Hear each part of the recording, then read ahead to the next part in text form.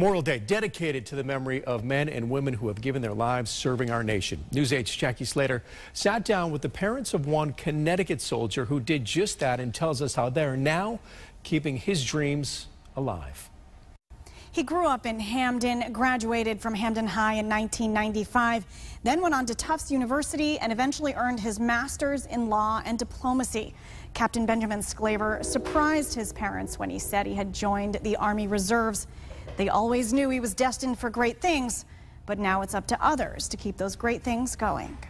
His famous words to us were, "Just keep Clearwater alive till I get back." A soldier's message to his parents. Captain Benjamin Slater, founder of Clearwater Initiative, deployed to Afghanistan in 2009. He did not make it back. We didn't begin any new projects at first when he left,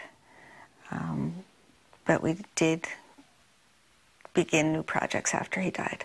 Laura and Gary Slater say their son's work and now his legacy has brought clean water to thousands of people in Uganda. While serving there with the Army Reserves in 2007, Slater was part of a team that's mission was to restore fresh water supplies to villages abandoned during the Civil War. During the Civil War, the way that the Coney and the Lord's rebel army had destroyed the villages is they destroyed the water source. As the Civil War was winding down, the people were returning or hoping to return to the villages, but they couldn't because there were no water points. After returning home, Slater felt there was more to be done and founded Clearwater.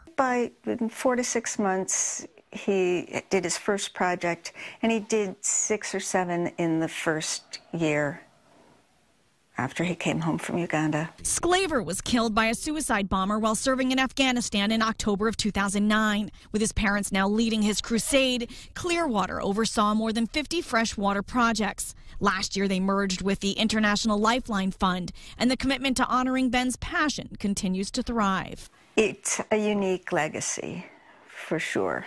Our soldier is a whole person with many interests besides military strategy. And so this was a part of Ben that we needed to keep alive. The Purple Heart is for soldiers who are wounded. At their home in Clinton, his medals of honor and the flag that once draped his coffin are solemn reminders of a life cut short. On this Memorial Day, the Slaters' hope is people will take time to think about the stories behind each soldier who gave their all. It gets easier to talk about. I don't think we could have talk this way 2 years ago, 3 years ago, because we do want people to know not just about Ben, but about the sacrifices that all of our soldiers make. Captain Slater is buried in Morris, Connecticut. His parents said they often find messages and mementos from people who visit his grave, including other soldiers. We have more on Captain Slater and his legacy on our website, WTNH.com. In studio, Jacquie Slater, News 8.